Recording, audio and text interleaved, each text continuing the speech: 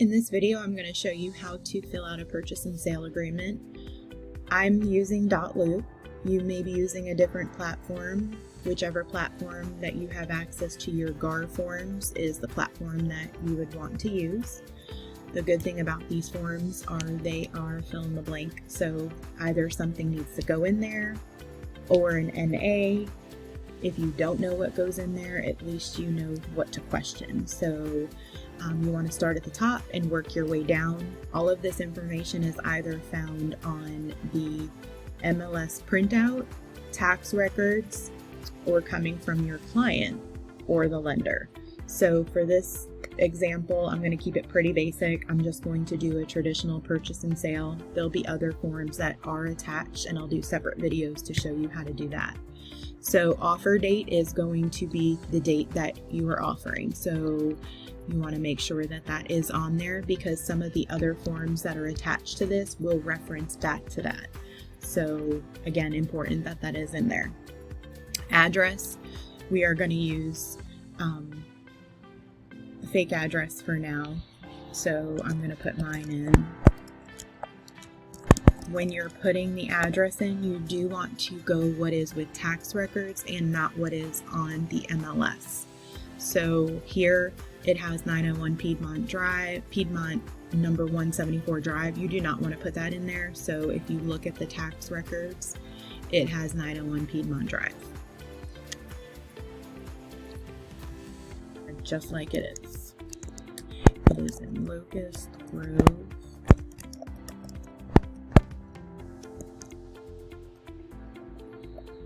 MLS number that is found right up top. You can just copy that. Make sure it is accurate, because this is the house that you're selling to your clients. Tax parcel ID. That is also found on the MLS. However, you always want to just verify it. You can either verify it using the tax records, again, where you can come here, copy and paste it. Even tax records could be inaccurate. This is all manually put in there, so you do want to double check that. You can either go to your local county, or you can go to gsccca.org. This is a paid for subscription. However, this is going to be your most accurate source. Back here, you're going to want to put that in there. There are some people who say not to put the tax parcel ID in. Some people say to do it. It is preferential. Definitely talk to your broker.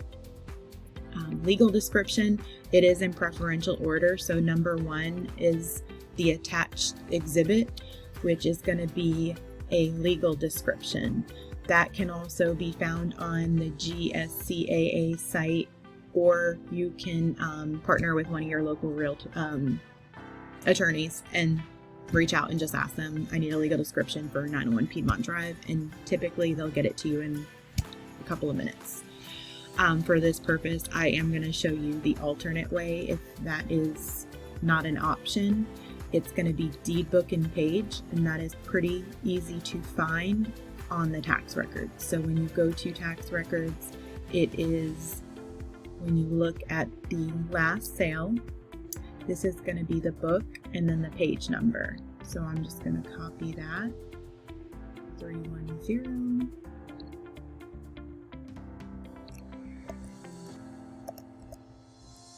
And again, you want to double check this. You are writing an offer for your client, so you want to make sure that information is accurate and you're not selling them a piece of land next to 901 Piedmont Drive. Again, everything is manually put in by a man or a woman, so there is room for error. So you only need to check one of these. Number 2 is purchase price. This is the purchase price that your client is offering, so you're going to put that in there. I'm going to say they're offering $300,000. Closing costs, and this is seller contribution. So this is what your client is asking the seller to contribute. You would put a number in there. For this, I'm putting 0. Closing date and possession date. So this you want to verify with the lender if it is a loan, how fast the lender can get it done. You can put whatever date you want in there, whatever date your client wants, but if the lender can't do it, it doesn't make sense. So when you reach out to the lender, if they can do a 30-day close, great, put it for 30 days. The other thing, when is possession? Is your client wanting it at closing, or are they wanting it to be so many days after closing? That's something that is a good idea to reach out to the listing agent to find out what is appealing to the seller. In multiple bid situations, if you can give the seller a couple of days after, that might win you the bid. If not, at closing is fine, but keep in mind, if you do anything besides at closing, you have to put a specific amount of days, the time, and then also attach this temporary occupancy agreement. This is a whole different form, and we'll talk about that later. Closing firm. So this is where you're going to put where you want it to be closed. If you don't know a title company, ask a couple of realtors that you know, and they'll be able to make a solid recommendation. And you want to put their phone number in there, so when everybody has to get something to them, they can get it over to them quickly. Communicate. Holder of earnest money. So either your brokerage or the attorney or the other brokerage is going to hold the earnest money. So if anybody besides a brokerage holds the earnest money, an F510 and F511 must be filled out in addition. Those are also GAR forms, and we will go over those as well. For this purpose, I am going to say that we're holding it.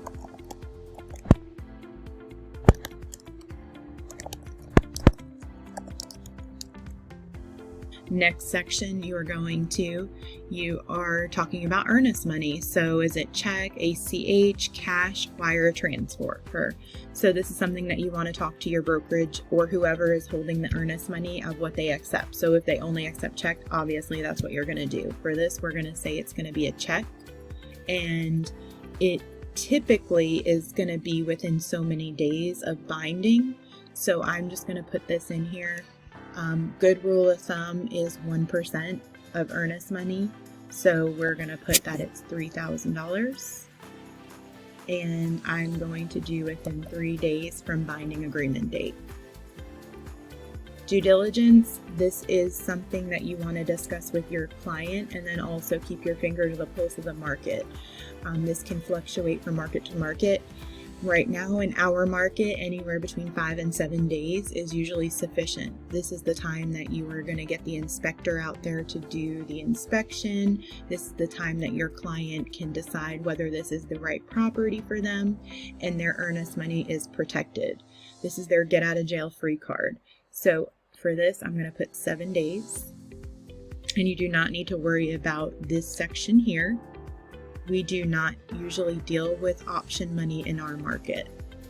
Lead-based paint, this is probably the most important piece on here. If the house was in fact built before 1978, you need to, 1978 or prior, I should say, you do need to have a lead-based paint exhibit. You should not be writing this offer unless you have that. If you do not have that lead-based paint exhibit from the seller, you must get that before proceeding forward. In this case, if you look at the property we are putting the offer in, it was built in 2007, so we do not need that. So we are just going to put it was not built, and we will not need that lead-based paint exhibit. Brokerage relationship in this transaction. So the buyer's broker is going to be me, and this is going to be your brokerage, not you. So you're not putting your name in here, you're putting your brokerage's name in here. And if you have a buyer brokerage agreement signed, which you should, you would check box 1 and you are representing the buyer as a client. There are different scenarios where you would check other things. In this case, if you have a buyer's brokerage agreement, you would check 1. Seller's broker, we're just going to say is Keller Williams. And we're going to say they're representing. If they're not, they can change that, but we're going to fill that in. Material relationship disclosure. This is if there's any material relationship that is needing to be disclosed. So if I'm writing this for my husband, my brother, my sister, a business partner, if I have any connection, disclose it. My rule of thumb is if you question it, just disclose it, because it really doesn't make a difference if you disclose it. It makes all the difference if you don't. So in this case, I'm going to say none.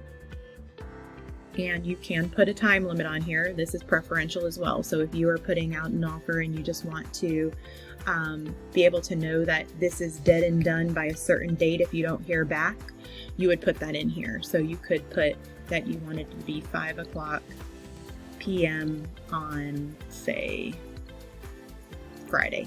So that gives them a couple of days to review the offer and to make a decision.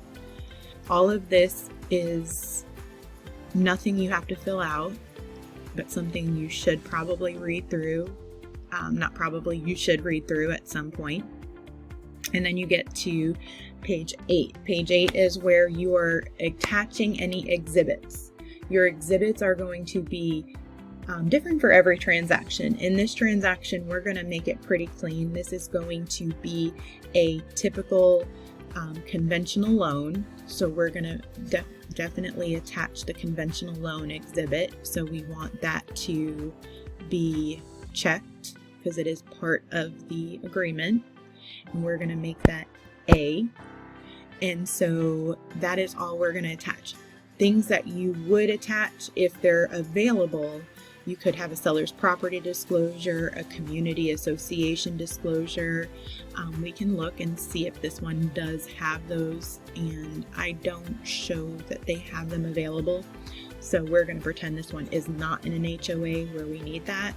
But know if your property that you're writing the offer for is an HOA community, you would need at minimum the community association disclosure. That's going to go over any of the fees and what it includes and who's responsible for what.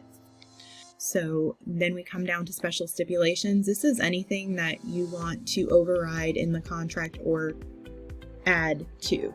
So for instance, something common is to ask for a termite letter or a septic system to be pumped and cleared. If there is anything that you want in here, write that out clear of what, and very clear that all parties agree, seller shall pay for, and then put your special stipulations. A good point of reference in the GAR forms, there are special stipulations that are already written out for you that you just need to copy and paste. That will cover you. So if you are looking for a termite letter, there's one in there. Septic, same thing. You can literally go into that and put your special stipulations in there. Then you come down here and you are going to put your buyer's information in. You do not need to fill out all of this. I don't, because I don't want everybody having my buyer's information. And by everybody, I mean the other side. I don't want the selling agent, listing agent to reach out to my buyer and ask questions if they have their cell phone, all of that good stuff. I'm trying to protect my buyer as much as possible. So I will put the buyer's name in, and that's it. I'm not putting their email or anything like that. If I do have the seller's information, I will put the seller's information in there just to make it easier on all parties. I know when I get an offer, I like anything to be filled out. If it's incorrect, I can just go back and do it, but it means a lot when the other agent does a little bit of extra work.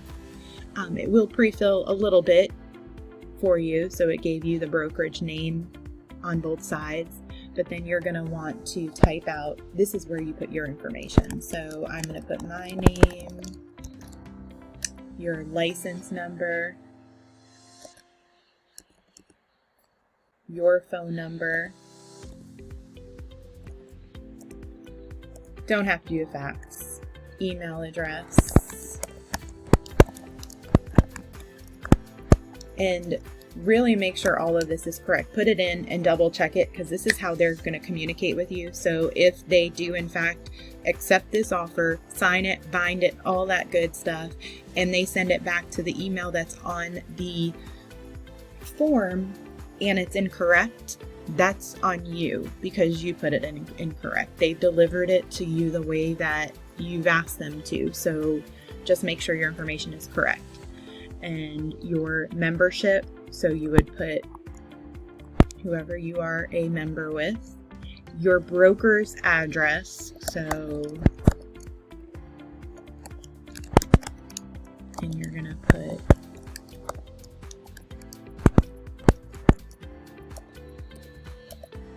your broker's phone number. Fax number, if your broker has one, you can absolutely put there. If not, do not worry about it. Your MLS office code, and then your brokerage firm number. If you do not know that, I will show you where to find it. For the listing side, I'll show you where to find it really quick, and obviously you can do the same thing to find yours. So when you are on the listing, all you're going to do is come down to the bottom portion, the ID, the listing office ID. That is going to be your MLS ID. So we're going to act like that's ours. That's the MLS office code. And then the brokerage firm license number is not given on the MLS printout. However, if you just click on that, it takes you to the information about the office. And here it is. It always starts with an H. So it's an H dash, and then there's a number behind it. So you're going to put that in there. Just because and then you would do the same thing for yours.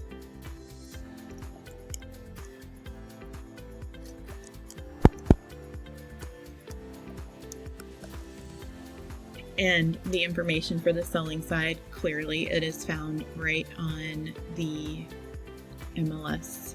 So you know the agent's name, their real estate license is found on the MLS as well, which is right below it.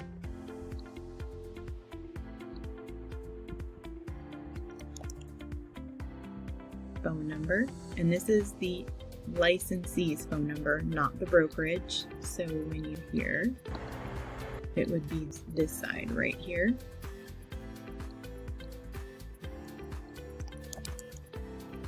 Fax number again, if they have it, great. If not, don't worry about it. Their email address, again, just make sure it's accurate. This is their email here. However, you always want to check private remarks because sometimes they have another email in there if it's a team or something like that. So just make sure you're checking there. Realtor membership, this is the one thing that you don't have for the other side. If you know the agent and you know where they're a member of, great, put it in. If you don't, leave it blank. That's one thing they can fill out. And their address is found again right here. So you just can copy it and paste it.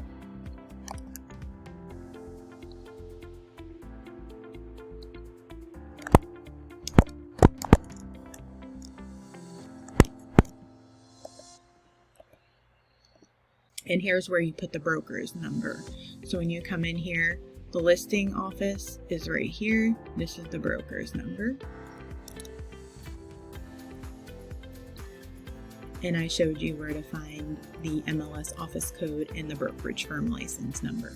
So now you've completed a purchase and sale offer. You're going to want to save that. And at that point is when you're going to look at the other addendums or exhibits that you've connected. And in this case, it's the conventional loan exhibit. So we are going to go and do that one right now as well, so we can attach that. It's right there. Typically, you always want to have a finance contingency exhibit at minimum. So whether it's FHA, VA, conventional, USDA, or cash, there is an exhibit for all of those. So you want to make sure it is connected to your offer. So on the conventional loan side, some of the stuff can be pre-filled in .loop, so it pulls it from the offer. We did this as Exhibit A. Again, start at the top because you don't want to leave anything blank. You want this to match what was on the offer, which we did as Exhibit A. you're going to come down here and you have an option of first and second. 99% of the time it's going to be first mortgage, so that's what I'm going to show you. It's A, and then this is where you're going to get all of your information from the lender. You are not going to make anything up here, because this again is not what you're dictating. It's coming directly from the lender. So you reach out to the lender and you find out, how much money is Carissa putting down? Well, she's putting down 20%. So we know that she is financing 80%. And we ask them, how many years is the term? Is it 15 or is it 30? They'll tell you it's 30 or 15, whatever it is, that's what you're putting in. The interest rate, that is coming directly from the lender. Some people will put TBD in there. They will make up a number. Ask the lender where they are, because this is what is going to protect your buyer. If the percentage is thrown way up higher, this is their escape. So if the loan winds up, like interest rates go up to 8% and you have a 5% in here, that's going to be a buffer enough for your client to be like, well, that takes us out of the approval rate because our payment's going to be too high. So this is why it's important to put an actual number in there from the lender. So I'm just going to put 5% in there. And then, is this fixed, adjustable, or interest only? Again, most of the time it is going to be fixed. However, ask the lender. And then, is it institutional, seller, or other? In this case, it is a lender, so it's going to be institutional. If this was, let's say, the owner was financing it, it would be seller, but you won't see that quite often. Then you're going to come, you don't have to worry about this in this case. You're going to come down here. It's going to talk about the approved lender is identified below. The buyer may apply for approval of loans with any institution, lender licensed to do business in Georgia. But if approved by a mortgage lender is identified below, buyer shall apply for approval of the loan with at least one such approved mortgage lender. That all says that you are only required to put one lender in there. You're not actually required to put anything, but let's say I put Southeast Mortgage in there, right? And let's say I put Southeast Mortgage in there and I decide I want to go with New American Funding. New American Funding says I'm good to go, get me all the way almost to closing, and then all of a sudden New American says I can't approve you. Well, a denial letter from New American isn't going to do your client any justice because you put Southeast Mortgage in there. So Southeast Mortgage is the one who has to deny you. You can go to other lenders to see if you can get approved, but if Southeast can approve you, a denial is not going to get you out of your commitment to purchase this property if Southeast Mortgage does not approve you. Here it tells you the buyer may apply for different loans. But if it's not conventional, obviously the buyer does need to, the seller needs to be in agreement. This is where you are protecting your your buyer on the finance contingency. When I talked about a denial letter, when I talked about interest rates fluctuating. So your finance contingency is basically saying, we're going to have everything good to go within so many days. My client will, has all their paperwork in, underwriting has looked at it. Whatever the case may be, this is a number that's going to come from your lender. Talk to the lender and ask them what they're comfortable with. In our market right now, 14 to 21 days is pretty common, but definitely just ask the lender because you don't know your buyer's specific need. They may have something that the lender is working through. So I'm going to say that the lender told me 21 days. Same thing is going to go for the appraisal contingency on a conventional loan. You want to ask the lender, what is the turnaround time for appraisals? Because you don't want to put 10 days in there and the lender says, oh no, they're 2 weeks out, so we can't even get them out for 2 weeks. So talk to the lender, find out how many days turnaround it is for appraisals right now, and get as closely as possible there. So I'm going to match it with the finance contingency. And that is it. You're going to go ahead and you're going to put your buyer's name in here. You're going to put your seller's name in here. Again, this is going to be your brokerage.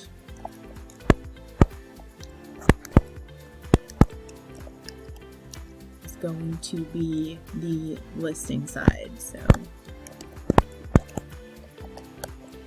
And this is where your name goes. And this is where the listing agent's name goes.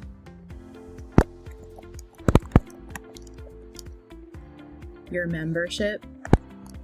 And again, you may or may not know the other side's membership. So when you save that, that's all you're going to do. Now you've filled out all your forms. If you're using .loop, it is pretty easy to send. You just want to make sure that your people are added to the loop and you are assigning the correct fields, and then you send it to them for signature.